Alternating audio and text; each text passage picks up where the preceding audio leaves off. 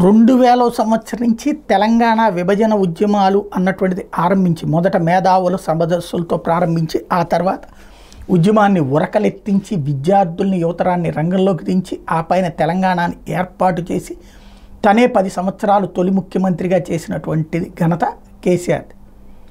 టోటల్గా తెలంగాణ బాపు కింద పేరు తెలంగాణకు సంబంధించి ఆయన లేకపోతే తెలంగాణ రాష్ట్రం ఏర్పడేది కాదన్నది ప్రజలందరి నమ్మకం.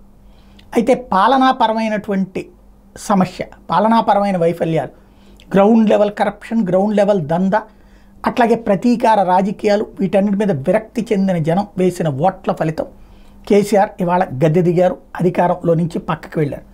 అయితే ఇప్పుడు అసలైనటువంటి అంశం ఏంటయ్యా అంటే ఏం జరుగుతుంది, ఎలా జరుగుతుంది అంటే ఆనాటి కేసీఆర్ ప్లేస్ని తను ఆక్యుపై చేయాలనుకుంటున్నారు రేవంత్ రెడ్డి.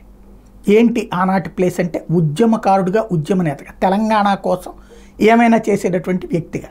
అందుకోసమనే ఆంధ్రాలో టీటీడీలో వాటా కావాలంటమైనా, పోర్టుల్లో వాటా కావాలంటమైనా, షెడ్యూల్లో వాటా కావాలంటమైనా తను ఇవ్వాల్సిన సెక్షన్ 9, సెక్షన్ 10, సెక్షన్ 11 సంస్థలకు సంబంధించినటువంటి చట్టాల ప్రకారం ఇవ్వాల్సిన వాటా ఇవ్వకుండా తనకి కావాలని అడగడం అన్నటువంటిది అసలు జిమ్మిక్ అదే.